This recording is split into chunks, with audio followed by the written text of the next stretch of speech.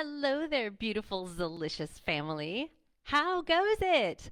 Welcome, welcome. It's Sahira here logging in for a Delicious Connect Q&A and dance session.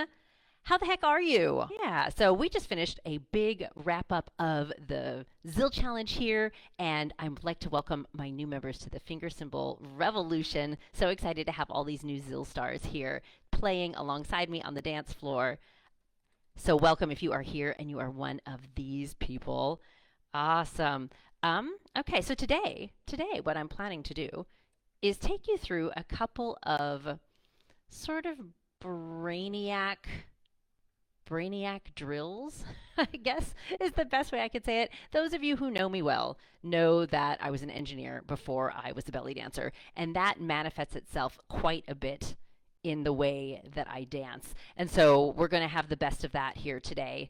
So have your zills handy. I actually am pretty excited. I have several sets of finger cymbals next to me today, and I just noticed in the Zilicious group that some people were posting fantastic videos. I think it was Jessica posting videos of her brand new glow in the dark finger cymbals, which are freaking awesome. I actually just put the elastics on mine last night finally, and then I was putting them under the light, and as I was taking my daughter to bed last night, I was like, hey, check out my new zills. And she was like, are those glow in the dark finger cymbals? And I was like, yes, they are. So these are really fun. They are resin zills. I got them from a phenomenal woman in Michigan. Her name is Kat, and her website is Kat from Kalamazoo, and you can get your very own. I got this set of zills from her, these resin glow in the dark, and she has glow in the dark in several colors. I got green. She also has blue and pink. Oh, they're so cool. They're so cool. And then she also makes wooden zills, which look a lot like cookies. We've decided inside the Zill Challenge, we decided these are very much cookie style zills. These are made from wood that she hand lathes. And actually, during the Zill Challenge, she showed us exactly how she does it, which is pretty cool. So I got these beautiful wooden zills as well from Kat from Kalamazoo. They are so much fun. Oh, good. I can see you all in the chat now. Hello, Lisa. I can see you. Awesome. Yeah, I'm very excited about these. I'm excited I finally took a moment to put the elastics in. And so now I can play them and have fun with them and take them, into the dark room with me. And I was like, now I just need like a gig at a nightclub where it's dark enough for, my zills to show off. So I'm pretty excited about that. Let's go ahead and dive in. I didn't see any questions inside the community. I'm always here for your questions. You can certainly post them live if you would like, and I'm very happy to answer them for you if you have any finger cymbal questions or otherwise. But today I have a drill for you that's going to be a lot of fun. We're going to be playing with our brain and right and left side of the body and making things work for us and challenging ourselves in a way that is going to give us more control over separating right hand from left hand when we play the finger cymbals. But I'm also going to translate into a dance concept as well, where we can look at taking one part of the body and accenting one thing and taking the other part of the body and accenting another thing. So it's layering, but with multiple tempo or timing or beat options. Does that sound good? It's gonna be kind of crazy. Okay, so let's go ahead. First, let's go ahead and just put your finger cymbals on. And I'm kind of tempted. I think I'm going to use my wooden ones. Yeah, it also is probably a good idea because I'm babysitting or pet sitting my neighbor's dog right now, and I'm not really sure what Ollie thinks about finger cymbals, and he's laying right here in my studio. Let me see if I can get him. He's on the couch. There he is. That's Ollie. And I'm not sure if he's going to start howling if I play my metal zills. So for Ollie's sake, I'm going to go ahead and put on my brand new Cat from Kalamazoo wooden zills, which will be a lot of fun. All right, so here is our challenge today with this particular drill that I've come up with for you to really challenge your rhythm independence, left and right hand, and to build dexterity, and also to get you really feeling those subdivisions between half notes, quarter notes, eighth notes, that kind of thing. So if anyone is new to the musical counting method, or even just to the concept of half notes, quarter notes, eighth notes, here's how it's going to work today. When I talk half notes, it's going to be like a 2-count thing. So if I'm going to do 1, 2, 1, 2, 1, 2. So every sound, which is just pretty much clack on my wooden zills, is going to be 2 counts. And then we'll have a quarter note. Quarter note means there's 4 of them in a measure, so each note is 1/4 of the measure, and that's 1, 2, 3, 4. 1, 2, 3, 4. Then we will move to eighth notes, and that's probably as fast as we'll get today since it's all kind of single-handed work. That's twice as fast as the quarter because there's 8 of them in a 4-count measure. So we're looking at 1 and 2 and 3 and 4 and 1 and 2 and 3 and 4 and. So once again, we've got 1, 2, 3, 4, 1, 2. Those are half notes, quarter notes. 1, 2, 3, 4, 1, 2. And then we've got eighth notes. 1 and 2 and 3 and 4 and 1 and 2 and 3 and 4 and. Yes? Yes, let me know if there's any questions about that. Now, that in and of itself is a good challenge, especially if that nomenclature is a little bit different for you or something new. Now, I'm going to make you do something different on the other hand. And don't worry, we're going to do like right hand dominant and then left hand dominant. So I've got all of you, whether you're a righty or a lefty, you will be challenged, I promise. What I would like us to do is on the other hand. So for now, I'm going to start with my non-dominant. This is my left. I'm going to hold down just half notes. 1, 2, 1, 2, 1, 2, 1, 2. That's all I'm going to do. I usually play 2 different tones. But with the wooden zills, I mean, I guess I could do clacks on one and then ticks on the other. Maybe I'll try that. I'll try clacks on my non-dominant, holding down those half notes, and I'll try ticks by Ollie. I guess he doesn't like the wooden zills either. I'll try ticks on the other hand. Maybe you can hear the difference, yeah? So we're going to hold down the half note on the non-dominant hand the whole time. It just plays the same thing. Easy peasy, right? In theory. And the other hand is going to go from half to quarter to eighth. And then we're going to do sort of a gallop or a 3/4 after we do 1 and 2 and 3 and 4 and, or if I do ticks, 1 and 2 and 3 and 4 and. We're going to take it to kind of like a gallop. So we'll go 1 and 2 and we'll go 1, 2, 3, yeah, and 2. 1. So we'll go 1 and 2, 3 and 4, 1 and 2. 3 and 4. It's no faster. We're just leaving one out, which sometimes confuses the brain a little bit. 1 and 2, 3 and 4. Cool? If that's a lot of math, well, I'll talk you through it. So, take a deep breath. We're going to start with both hands doing the exact same thing. 1, 2, 1, 2, 1, 2, 1, 2. And now one hand, you pick whichever because we're going to switch next time, is going to switch to quarter notes twice as fast. 1, 2, 1, 2, 1, 2, 1, 2. You got it. 1, 2, 1, 2.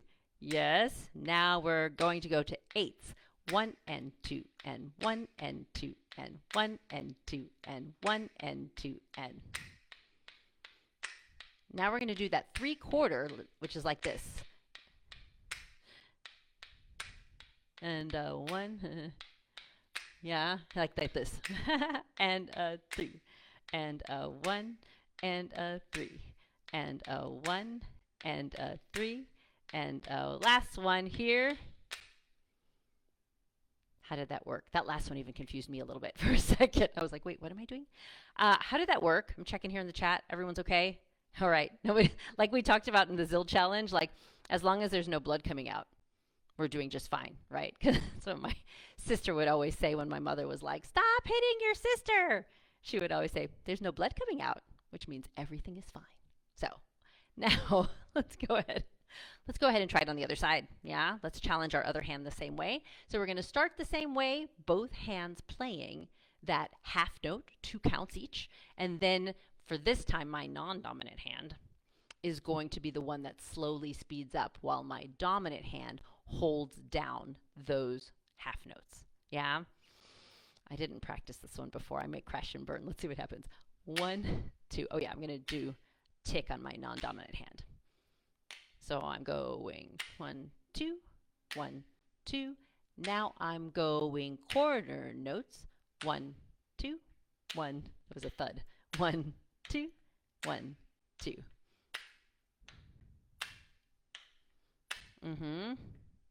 My elastic's in the way. I'm sorry, everyone, so I get a thud on my left hand. 1, 2, 1, 2. All right, now we're going to go eighth notes.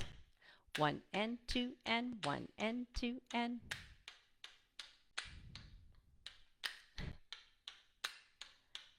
And now those 3/4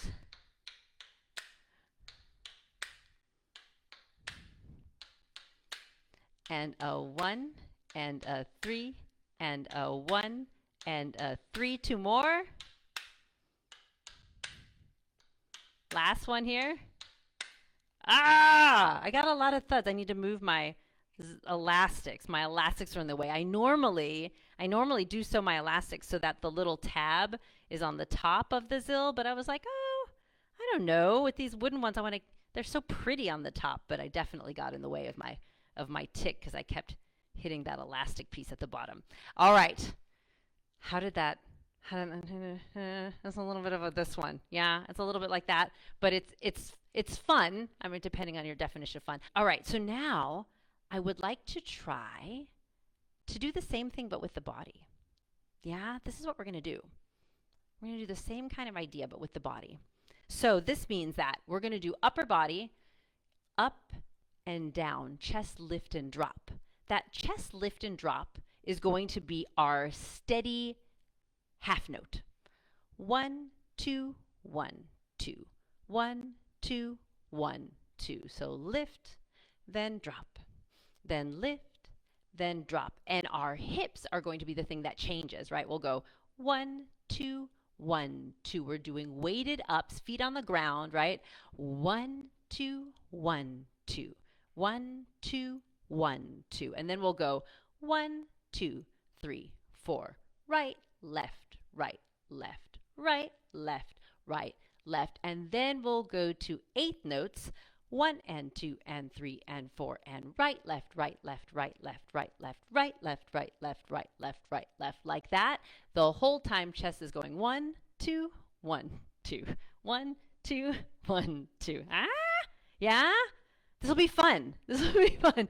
And we may crash and burn, but no blood will come out and it will be okay. Yeah. So let's do this with music because everything is a little bit more fun with music. And I finally downloaded Miss Thea's new album and I am so excited about using it. So, oh yay, okay, good, Lisa. I'm so glad it was not too bad on the non-dominant with the zills. Yes, nicely done. Yeah, sometimes I get to the non-dominant side and I'm like, uh-oh, here we go. But it's really good to give your non-dominant some love. All right, so this is from Miss Thea's newest album called The Speed of Silk. You can find her on Bandcamp at Miss Thea, Thea. This song is layered and fused. You'll have to let me know if this audio is a good volume. I'm looking to see here. Looks like it's coming through. So tell me if you can hear that audio and hear my voice. I mixed it all beforehand and it should be good, but I feel like it's always a moving target. So let me know as you hear it whether or not that is okay for you, for your ears. You can hear me, you can hear my voice, you can hear the music. Miss Thea's beautiful music, and I'm going to set this music on loop because it is a good tempo for what we're doing. All right, so as a review, this is what we're doing. Chest is going to go just up and down. It's going to go up for 2 and down for 2. Up for 2 and down for 2. And down, up and down. And it's going 1, 2, 1, 2 the whole time. The whole time. We're never going to change that, right? So now if we add the hips in, let's go. It's going to go right for 2, left for 2. So now I feel like a big Pac-Man. Up, and make sure that these are hip ups and they don't turn into out and in, right? We're trying up with the hip and up with the chest, yeah? Both of them are ups. Yeah, a couple more here. 1, 2, 1, 2, 1, 2, 1, 2. Now we're going to take the hips and make the hips faster. We're going 1, 2, 1, 2. 2 hips per chest movement. Yeah, keep it going. And make sure you can hear me. We're going up for 2 and down for 2. Up for 2 and down for 2. Hips go 1, 2, 1, 2. 1, 2, 1, 2. So the next thing we're going to do is those hips are going to get one step faster. 1, 2, 1, 2. Here we go with the hips we go. 1 and 2 and 1 and 2 and up with the chest and down with the chest. 1 and 2 and 1 and 2 and Breathe and smile. 1 and 2 and 1 and 2 and 1 and 2 and 1 and 2 and chest up, chest down, hips go right, left, right, left, right, left, right, left. Now let's go to that 3/4, which means we leave one hip out. We're going right, left, right, left, right, left, right, left, right, left, right, left. 1 and 2 and 3 and 4 and right, left, right, left. Chest is up and down, up and down, up and down. Yeah, let's do 4 more like that. 4, 3, 2, 1, and pause. Ah! It's good. It makes my brain hurt just a little bit. Like I have to think about it, especially as we make those transitions and the hips get faster. But then you can kind of settle into it, and it's so good for your brain, right? I think about it as like doing kind of 2 things at the same time, and I always take it back when I'm like, oh man, this is impossible, I will never get this. I always take it back to like the first time I drove a car. Oh, it was bad, y'all. Like and it wasn't even a stick shift, it was like an automatic, but I had to like watch and steer and gas and brake and sometimes, you know, shift to reverse or whatever, turn signal. Like there were so many different things happening, and I was not good. Like it was too much, and I was like, I can't do all the things. And now you think about it, like for me anyway, like driving is sort of second nature. I can talk on the phone, I can like eat some food while I'm doing it. I probably shouldn't, but you know, it gets to be that way. But the first several times you try to do all of these separate things, if nothing's on autopilot, oh my god, it's kind of crazy. So, hey Virginia, good to see you. Oh my gosh, good to see you. I miss you. So yeah, that's a fun challenge for y'all to try that. And it's kind of the same idea as the hands. I feel like the hands manifest itself a little bit different in your head because it is 2 hands with different abilities, right? Whereas chest and hips, I'd be curious. You have to let me know in the chat what was easier for you to do, with the zills taking the hands at 2 different tempos, or with the body accentuating 2 different tempos between your chest and your hips. I find, honestly, I think my hips and my chest are a little bit easier for me because they are 2 different parts of my body, and so it's a little bit easier to segment it versus my hands like want to do the same thing together, and so it makes it a little bit more challenging that way. So let me know what you all thought, and let me know if you have any questions about that. Once again, like this is the kind of stuff we do inside the membership all the time. Shout out to my finger cymbal revolution people, because you all know this is what I call like the fun yet sometimes unsexy work that makes us really, really good zillers, right? Because it's not just like working on, you know, putting that rhythm with the combo over and over, but it's like, how can I create better manual dexterity? How can I create better synapses in my brain and better connection between my brain and my hands, so that eventually when you have like a challenging riff or a new pattern you want to play, you don't have to like break it down to this nitty gritty and like feel like you're trying to make it happen. It just happens because you've created those neural networks, right? That which we fire together, wire together, right? So if we practice these things over and over, it becomes a more direct connection in our brain, and it just becomes easier to put the finger cymbals on the dancing because we have so many different ways that we've approached it. So those of you practicing finger cymbals on a regular basis, which I assume is everyone in this group, since we are delicious, right? I encourage you to practice it from many different angles and try not to get stuck in a rut of doing the same thing over and over, because eventually you'll get a little bit of a diminishing return on that kind of practice. So always try to find ways to mix it up. This is what we do inside the membership all the time. Every month there's a new release that comes at it from a different angle. Maybe it's a new sound, maybe it's a new drill, maybe it's a new theory, maybe it's a new combo, you know, and so we're always kind of mixing it up and playing with it. Then make sure finger cymbal practice more fun, so you're going to want to do it, and it's going to make you a better ziller, which feels good, so you're going to want to do it too. Keep making the music, Zillstar, and I will see you on the dance floor very soon. Y'all take care. Bye for now. Thank you for being here. Bye for now, everybody. Have a great afternoon.